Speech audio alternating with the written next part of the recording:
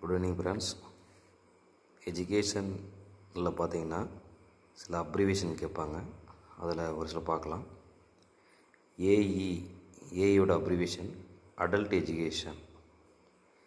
ஏஇன்னா adult education. Adult education எந்த வருஷம் தொடங்கப்பட்டது அப்படின்னா 1978. அடல்ட் எஜுகேஷன் வயது வந்தோருக்கான கல்வி 1978 தொடங்கப்பட்டது. அடுத்து AIU association of Indian universities. Association of Indian university இது எப்போ தொடங்கப்பட்டது அப்படின்னா 1925. அடுத்து ASCI administrative staff college of India.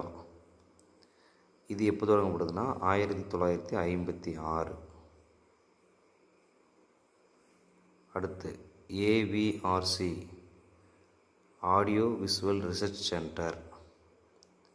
Audio visual research centre இது எப்போ தொடங்கப்படுதுன்னா 1984. 1984. Association India of university 1925.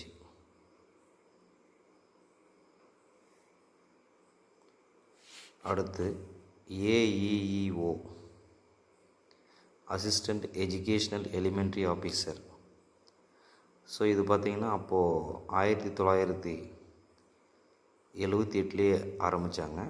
இந்த adult education new education policy 1986 படி. ஆனால் இது பார்த்திங்கன்னா இப்போ வந்து ரெண்டாக பிரிச்சிட்டாங்க. அது 2018 இது ரெண்டாக பிரிக்கிறாங்க. எப்படின்னா டிஇஓ அண்டு பிஇஓ. ஓகேவா?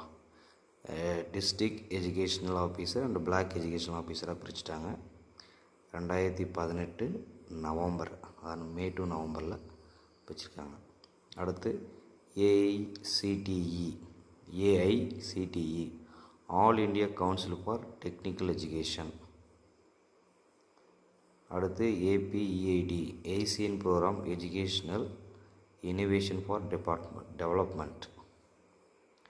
அடுத்து AIMS all India institute of medical research. So இது வரைக்கும் நம்ம ஏ சீரீஸில் பார்த்துருக்கோம். இதுக்கான ஆண்டுகள்லாம் நீங்கள் நோட் பண்ணி வச்சுக்கோங்க, யூஸ் ஆகும். மீதி அடுத்த கிளாஸில் பார்க்கலாம். தேங்க்யூ.